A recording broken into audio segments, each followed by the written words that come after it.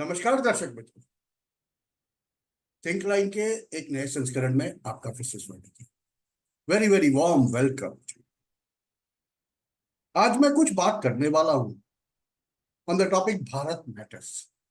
Yes, Bharat matters.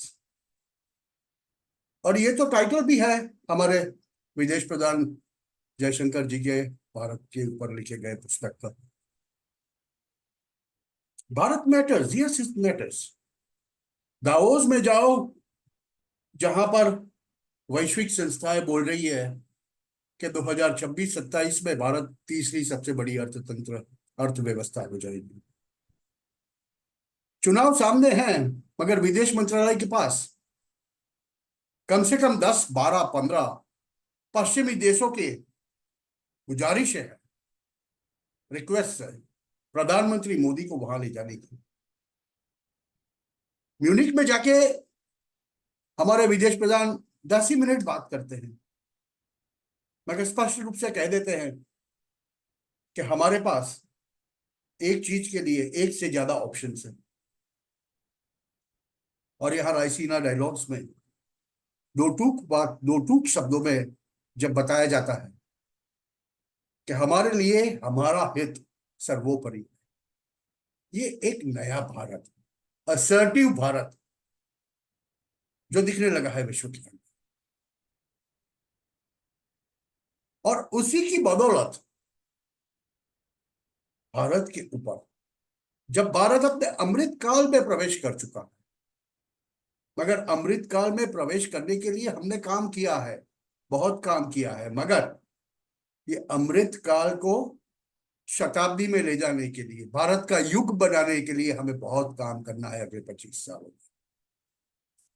Narendra Modi ji ये बात बार बार कहते हैं, अनेक स्वरूप से कहते हैं। और इसीलिए शायद जब ये जर्नी चल रही है पूरी भारत की,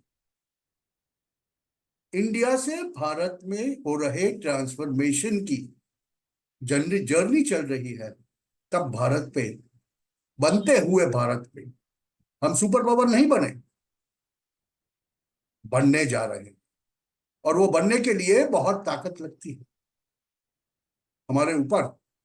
हाँ, बस खाली व्हाट्सएप चैट पे लिख देना, चर्चा करके खुश हो जाना कि फिलीपींस ने ब्रह्मोस लिए, इसने लिए, उसने लिए, नहीं, इससे सुपर पावर नहीं बना जाता। असर्टिव भारत को हमें बनाना पड़ेगा, उसके लिए काम करना पड़ेगा। और उससे भी ज्यादा भारत असर्टिव है ये दिखाने के लिए बहुत काम करना। और इसी की बदौलत साथ में जब ये होता है तो काफी लोगों को नहीं अच्छा लगता है, जिसे हम कहते हैं ना, कड़वा घूंट पी जाना। वो लोग बैठ के सुन तो लेते हैं, मगर पीछे से आप पे वार करने की कोशिश भी कर रहे हैं। और सामने 2024 के चुनाव, नरेंद्र भाई तो जहां भी जाते हैं खुलेआम बोल देते हैं ये मोदी की गारंटी है, और मोदी की गारंटी है इसके लिए ये होगी, ये तो होगा। 370 जाना था, गया। राम मंदिर बनना था, बन गया। अब यूनिफॉर्म सिविल कोड आएगा। उन्होंने तो पार्लियामेंट में कह दिया, काफी लोग इसको कहते हैं कि ये धमकी है। ये धमकी नहीं है, ये आत्मविश्वास है। पार्लियामेंट में जब उन्होंने कहा कि तीसरे टर्म के लिए तैयार हो जाइए, बहुत कठोर निर्णय लिए जाएंगे। और ये जब बातें कही गई, उसके बाद जो कबाल, जो टूल किट शुरू हुआ है भारत में, वो नॉन स्टॉप चुनाव हो जाने तक चलेंगे। हाँ, ये तो छोटी सी बात है, कोई मीडिया कर्मी को लताड़ दिया, कांग्रेस के कार्यकरों ने मार दिया, युवराज ने ऐसा वैसा कुछ कह दिया, ये तो छोटी छोटी बात है। मगर बड़े टूल किट जो ऑपरेटिव है आज, उनकी बात मैं करता हूं थोड़ी सी। ये किसान आंदोलन नंबर 2 शुरू हो गया। उससे पहले हल्द्वानी का प्रयास किया गया। हाँ, माफ कीजिए, हल्द्वानी में दो कम्युनिटीज को भिड़ाने का एक प्रयास हुआ। और कहां से लोग आए थे? बंगलोर से लोग नोटों की गड्डियां लेके आए और वितरित किया। उसके बाद ये सब हुआ। इतने में समझ चाहिए तो बनता है यूनिफॉर्म सिविल कोड वहां पर। पूरे भारत में बनता है। 75 साल में जो कायदे बाबा आदम के जमाने से चले आ रहे थे, नहीं बदले, वो फिर अमित भाई को बदलने पड़े।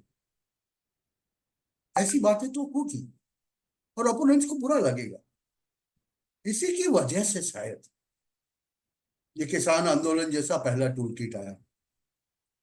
दूसरी तरफ वायनाड में हमें दिखते हैं आईसिस के मॉड्यूल कॉलोनीज बन रहे हैं। ये किसान आंदोलन कितना चलेगा, कैसे चलेगा? वेल, फरवरी के अंत में है हम। इनका प्लानिंग तो कुछ ऐसा था कि 6-8 महीने तक बैठेंगे और इस सरकार को इतना तंग करेंगे कि हमारी एक डिमांड मांग लेगी तो दूसरी डिमांड रख देंगे। मगर सोचिए सोचिए आप, पहले बारी की सरकार और इस सरकार में क्या फर्क है? मैं आपको सीधा साधा फर्क दिखाता हूँ। ये किसान आंदोलन, कहे जाने वाले किसान आंदोलन के जरिए, देखिए इन्होंने एमएसपी की बात की। एमएसपी की बात करें ना आप, तो बहुत सी चीजें कही जा सकती है। मगर सरकार ने क्या किया?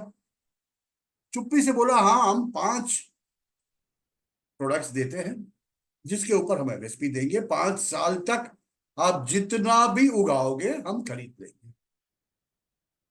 कौन थी, क्या चीजें थी ये? दालें और कॉटन।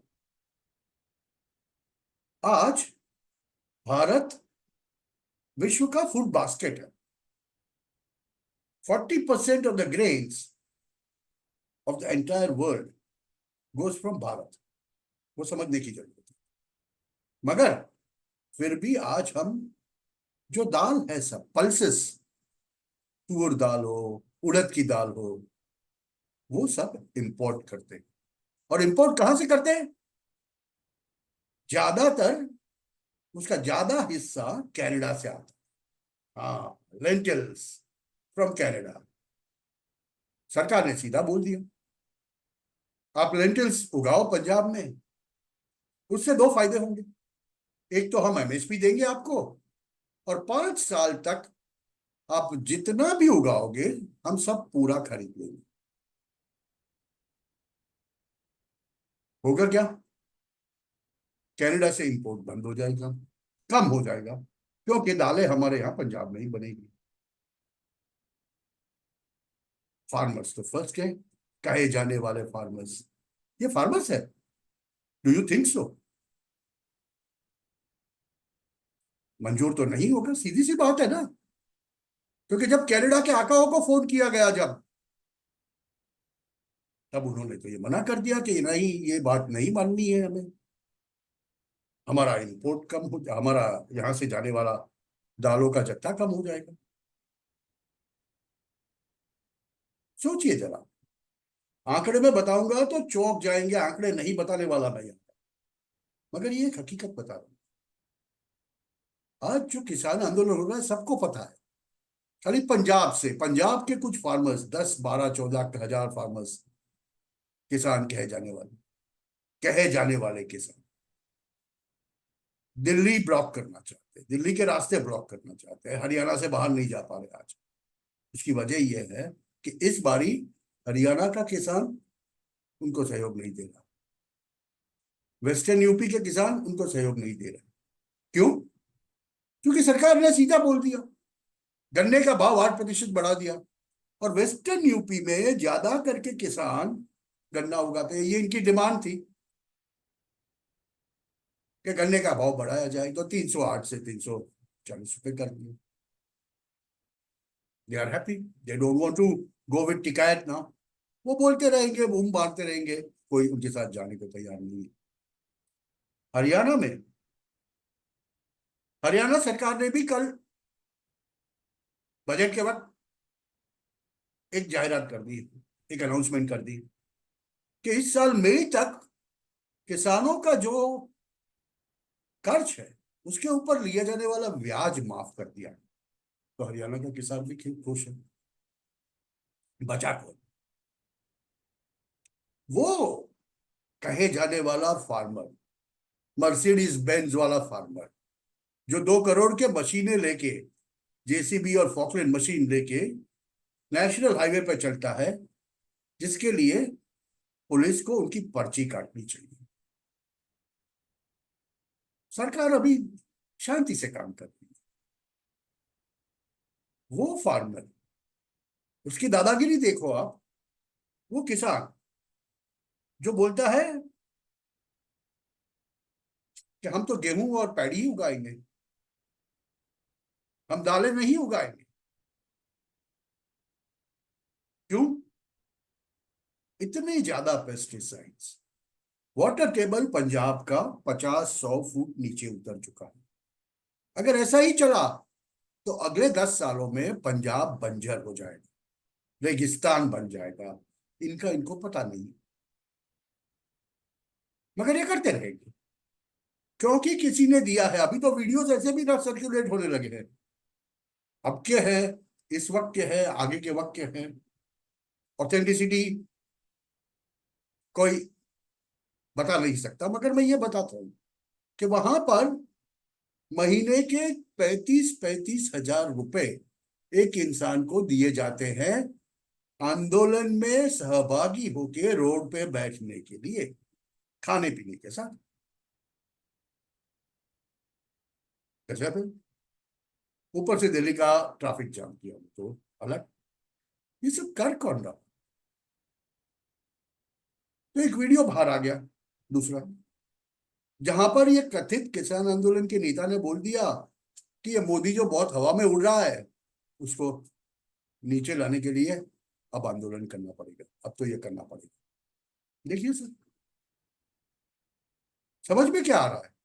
जेन्युइन डिमांड है। अरे भैया पेंशन चाहिए इनको, इनको सैलरी चाहिए। कल बोलेंगे फ्री बिजली तो लेते ही है। अब हम पत्रकार बोलने लगे,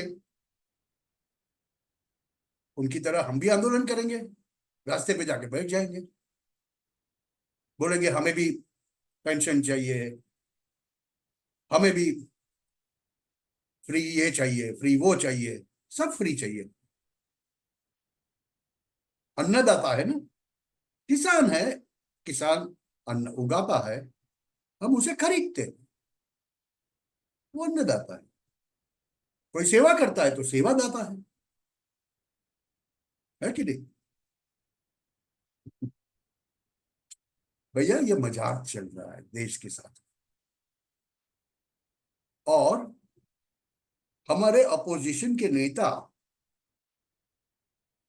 देश का मुख्य विपक्ष जिसे कहते हैं, कांग्रेस के नेता बोलते हैं हम सरकार में आएंगे, हम ये सब मांगे पूरी करेंगे।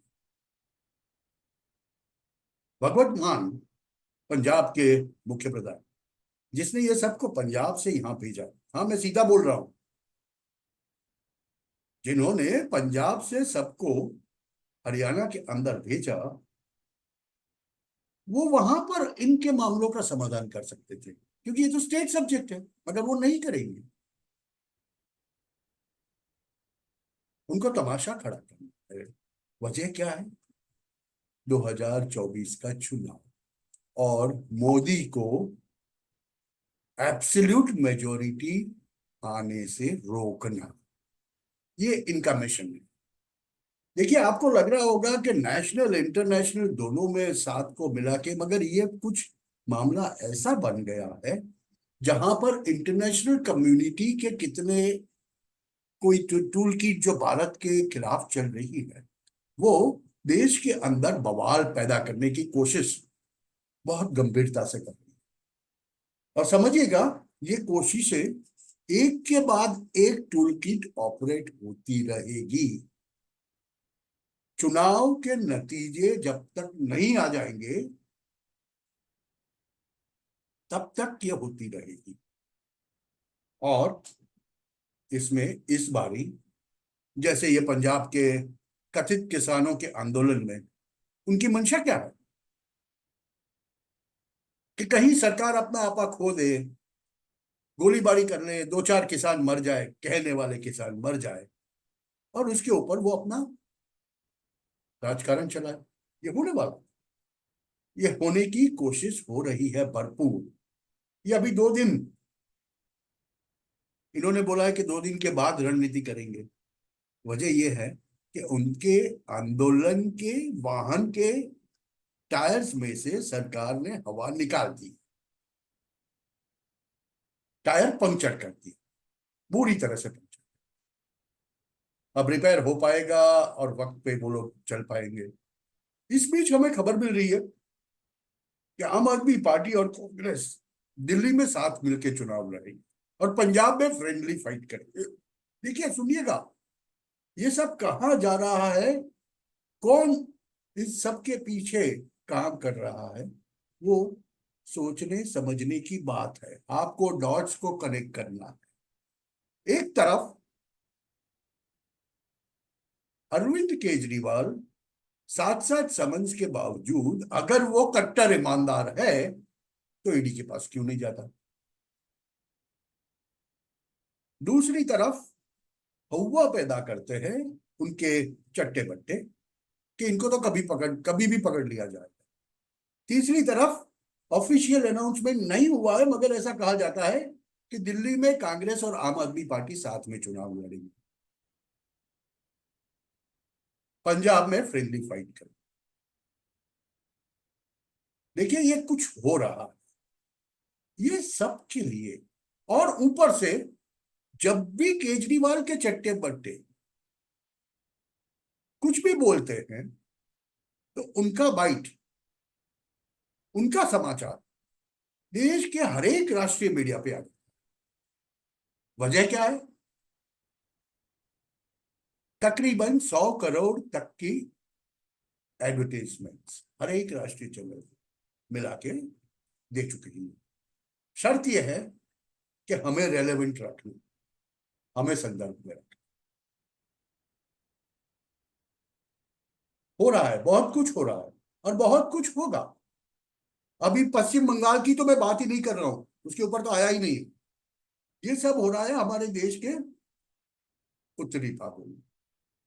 अब थोड़ी सी बात करें दक्षिण में। वायनाड, राहुल गांधी की कॉन्स्टिट्यूंसी, जहां से वो पिछले बारी चुनाव जीते थे, इस बारी तो लड़ेंगे कि नहीं वायनाड से मुझे नहीं पता, मगर वहां से खबर आ रही है कि तकरीबन 4 आईसिस कॉलोनी वहां स्थापित हो गई। ये होने कौन दे रहा है? किसी को ये पता है कि 26/11 में जिसने रेकी की थी, डेविड हेडली, उसके बाद दूसरा एक इंसान था, मालदीव का नागरिक था, जिसने भी दूसरी रेकी की थी। और बंगलोर के साइंस सेंटर, साइंस इंस्टीट्यूट के ऊपर जो हमले हुए, उसकी भी जिसने रेकी की थी, वो कहाँ का था? मालदीव्स का। और मालदीव्स में आजकल वो घूमता फिरता नजर आ रहा है। और पाकिस्तानी आईएसआई के काफी लोगों से वो मिल चुका। वहां केरला के अंदर एक हॉटबेड तैयार हो चुका है।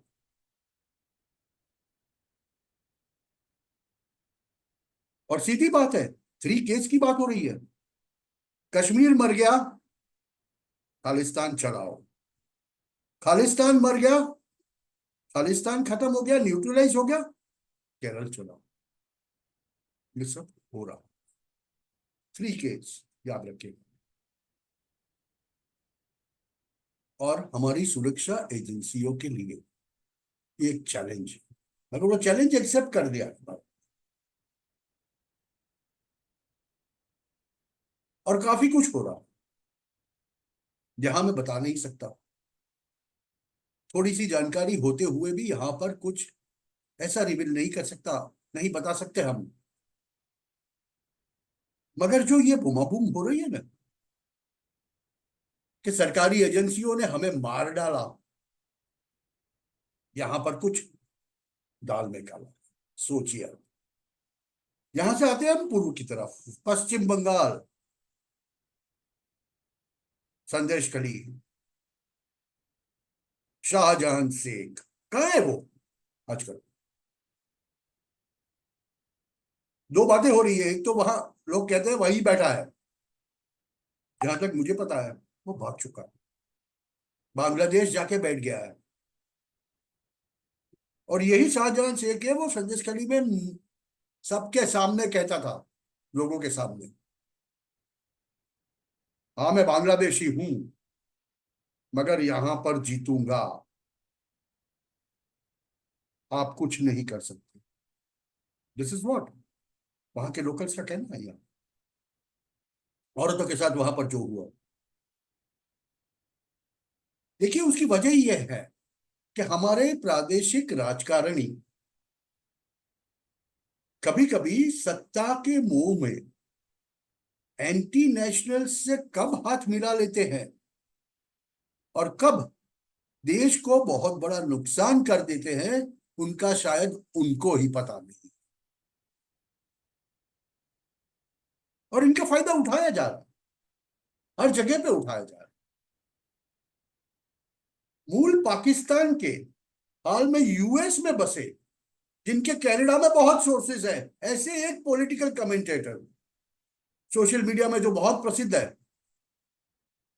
वो अपने हर एक टॉक में कहीं ना कहीं से दिल्ली और पंजाब का जिक्र करते हैं और कहते हैं कि वहां नया पार्टी जो सत्ता में आया है, मुझे ये बहुत पसंद है। 25 मिनट वो बात करेंगे, भारत के गुणगान गाएंगे, और साथ में आपकी बात भी कर देंगे 2 मिनट में। ये हो क्या रहा है? आपको समझने की बात है और कॉशियस बनने की बात है, और एक्स्ट्रा कॉशियस अभी तो बनना पड़ेगा। उसकी वजह यह है कि ये कबाल नॉन स्टॉप चलने वाला। देखिए, पहले मोदी जी को डिफेम करने की कोशिश की गई पिछले साल बीबीसी के डॉक्यूमेंट्री से। जब देखा कि ये सब चिपकता नहीं, तो फिर रास्ते और कठिन कर दी, हिंसा फैलाने की खुली कोशिश होगी, हो रही है, और हमें इससे सावधान रहना। अभी तो सुनने में आया है कि राहुल जी अपनी भारत जोड़ो न्याय यात्रा छोड़कर इंग्लैंड जाने वाले हैं, लेक्चर देने जाने वाले। पता नहीं क्या लेक्चर देंगे। जैसे एक पिछले साल उन्होंने कैम्ब्रिज में बताया था, या हार्वर्ड में बताया था कहीं पर, कि वो चीन की फिलसफी से एकदम प्रभावित है, और चाइना ऑल इंक्लूसिव है, और ये है और वो है। फिर देखा हमने न्यूज क्लिक के साथ में क्या हुआ, क्या पकड़ा गया।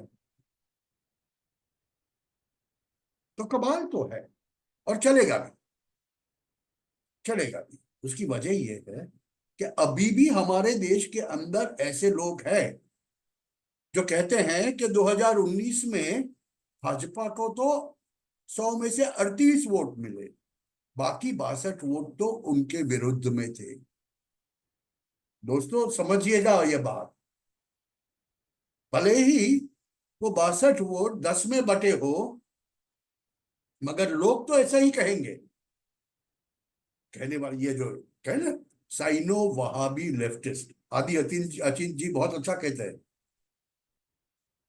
उन्होंने टर्म दी है ये, साइनो वहाबी लेफ्टिस्ट अलायंस। ये लोग तो ऐसा ही कहेंगे, ऐसा कह के रेडिकुल करने की कोशिश करेंगे, कांटा चुभाने की कोशिश करते हैं वो लोग। वो लोग कहते हैं, 400 पार, 400 पार क्या करते हो, अभी तो आपके पास 38 ही है, आपके पास स्पष्ट बहुमत भी नहीं है। तो हमें ये ख्याल रखना कि इस बार जो भाजपा ने कहा है ना कि हमारा वोट 10% बढ़ना चाहिए, तब जाके वो स्पष्ट रूप से कह पाएंगे। मगर एक चीज समझ लीजिए आप, लोकशाही पुख्त हो रही है, मैच्योर हो रही है, मगर उसके साथ में हमें कभी कभी हमारे खुद के कर्तव्य को, हमारे खुद के स्वयं को टटोलना पड़ेगा, रैशनली सोचना पड़ेगा कि हकीकत में ये सब कर कौन रहा, किसके द्वारा। हम लोग वो सब नहीं करते, हम लोग व्हाट्सएप ग्रुप में चैट्स के द्वारा अपना क्रोध प्रदर्शित करके भूल जाते हैं। We vent our emotions, emotion vent करो यस, मगर उसके साथ में जो जरूरी है वो भी करो। देखिए, राम मंदिर खुल गया, मैं आपको एक एग्जांपल दूं। अभी राहुल गांधी को एक ऑब्सेशन है, पिछले 10 दिन में उन्होंने 4 बारी या 3 बारी ऐश्वर्या राय का नाम लिया, कहीं ना कहीं से लाके बीच में डाल दिया। क्या है वो? Well, I will not go into that. बात नहीं करनी चाहिए। वो जो ऑब्सेशन है हर एक चीज का, हर एक चीज का, वो ऑब्सेशन नहीं होना चाहिए, ऑब्जेक्टिवली प्रैक्टिकल, रियल पॉलिटिक, जैसे जियो पॉलिटिकल लैंग्वेज में कहते हैं, उसकी बात करनी चाहिए। और एक दृष्टिकोण वो दिखाना पड़ेगा, we have to show that maturity. Don't say much, but when you say what it matters, and that's why Bharat matters. दोस्तों, आगे थोड़ा सा जाऊंगा, मगर उससे पहले आप लोगों से एक रिक्वेस्ट है, please like share and subscribe this video, it helps us. Very shortly will be going live, yes let me tell you that. हम लोग लाइव जाएंगे, फिर आपके साथ सीधा संवाद भी कर पाएंगे। You can ask your questions after that online, will reply you online, super chat, super stickers सब ले जाएंगे। दोस्तों, in whichever part of the world you are, if you are real Bharatiya, and I want to tell that to our non-resident Indians, जो विदेशों में रहते हैं, चिंता प्रदर्शित करते हैं, yes, that is appreciated, but don't sit and comment from there, please. Comment on things which is very constructive. My request to you is don't criticize. Criticism आपका हक है, आप भी भारतीय हो, मगर वहां बैठ के बड़ी बड़ी एडवाइस मत दीजिए। अगर आप सहभागी हो सकते हो, please be, we welcome that, मगर हम भारतीयों को आप बुद्धि देने की कोशिश मत कीजिए। सर, आज 140 करोड़ का भारत देश, जो सही अर्थ में भारत बनने जा रहा है, उसकी औसतन आयु 27 साल, मगर अफसोस ये बात का है कि उसमें भी हमारे पास अभी भी काफी लोग ऐसे हैं जो, ये किसान आंदोलन में जो युवा मिले, उनको पूछा एमएसपी क्या है तो उनको नहीं पता। तो वो बड़ी बड़ी बातें करना बंद कर दीजिए, talk realism, talk what is real. Yes, it's a fact that we are selling drones. 2 साल पहले हम सोच भी नहीं सकते थे, आज हम इसराइल को ड्रोन्स बेच रहे हैं, ये हकीकत है, तो उसकी बात कर सकते हैं। But let's not talk of some flimsy things कि भारत ये कर देगा, वो कर। अरे sir, we are a developing nation and we are developing along with the world. We are trying to be a regional superpower and trying to be Vishwamitra. विश्व गुरु बाद में बनेंगे, अगर विश्वमित्र बनेंगे तो विश्व गुरु बनेंगे। आप देखोगे पिछले अगले 1-2 सालों में या तो यूएन इरेलेवेंट हो जाएगा, या भारत को यूएनएससी की परमानेंट सीट मिलेगी। ये होने वाला है, मगर ये सब के लिए अभी का जो पॉलिटिकल सेटअप है, वो सेटअप को कंटिन्यू रखना बहुत जरूरी है। और इसी के लिए हमें अगले 2-3 महीने बहुत धीरज से काम करना, बहुत धीरज से काम,